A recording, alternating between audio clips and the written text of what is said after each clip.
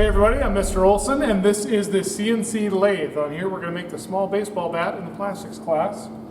When we find our set of written directions here, that says mount the stock between the centers. Step 1. Okay, so you might find some stock down here, and if there's not, let me know. And if you come in really close, the challenge here is when we mount between centers, I need to have a perfect X indicating the middle of the stock. So in order to do that, I'm going to find a straight edge, a ruler, a piece of metal, anything might work. And with a sharp pencil, not a marker, I'm going to put an X here from corner to corner. And I'm going to do the same thing, the opposite corners, a perfect X from corner to corner. Now that is the very center mass of this end. I'm going to repeat those steps on the other end of the bat. Now that I've got X's marking the center mass on each end of the bat, it's time to mount it in the lathe between centers. When we open up the lathe, I've got a prop stick in here. I very carefully want to avoid hitting this sensor, and we'll prop the lathe door open. And then, to mount this between centers, this is called the spur drive. If we can see that center point of the spur drive, we need to align the center of our X perfectly with the center point of that spur drive. Then we're going to come down on this end. While I'm pushing the bat into the spur drive, I'm going to unlock this handle. I'm going to crank this, retracting the live center. And then I want to line up the live center with my X's on the piece of wood. Right there. I'm going to continue to tighten this. If you look down on the other end, you will see that as I tighten this, the spurs of the drive are digging into the end grain of the wood. Tightening, tightening, tightening. Then I'm going to lock this in place. The stock is now mounted between centers, and we can move on to step 2 on the procedure sheet. I've tightened it up really good so those teeth really smash into the end grain.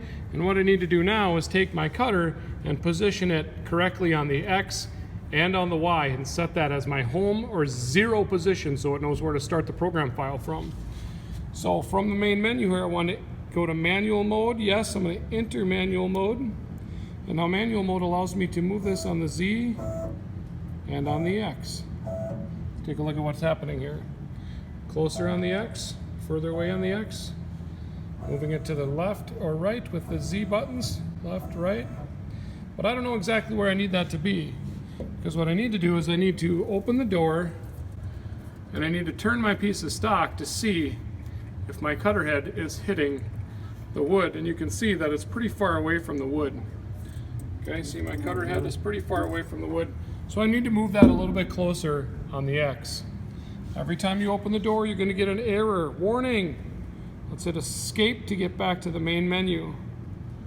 Okay, we're back to manual mode. So I'm going to move in on my X until just before I hit that corner. If you want to check this quick, we'll lift the door again.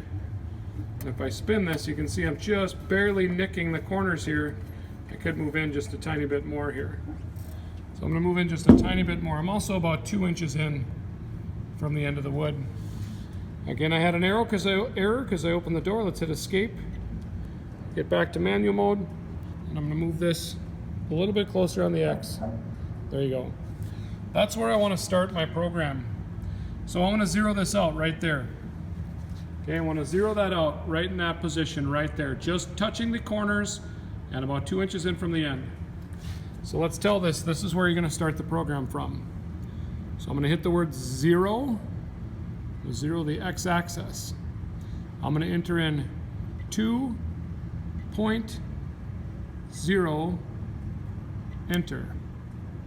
Now it defaults to a radius of 1. We put in a diameter of 2, so a radius of 1 is accurate. Now let's zero in the Z. 0 plus Z, 17.5. Enter. So those are what the numbers need to be right now. I'm going to hit escape to get back to the main menu. I'm going to go down to remote and hit enter. It's now ready to listen to the computer. So with the lathe ready to listen, let's go onto the computer. There is no password, just hit OK. Okay, computer's going to open up, and then we're looking for lathe level 4 on the desktop. We're going to open lathe level 4, file, open, baseball bat, open. Lathe, query remote. Let's see if these are communicating with each other. Click detect one time and wait. Model 12, no errors. Close. Now we're going to go back to lathe, download. Okay. Sending data. Now let's come over here to the lathe and see if it's receiving data. Downloading. It says that it's downloading. Download complete. Enter to machine the part or escape to abort. Of course, we're going to hit enter. And there it goes.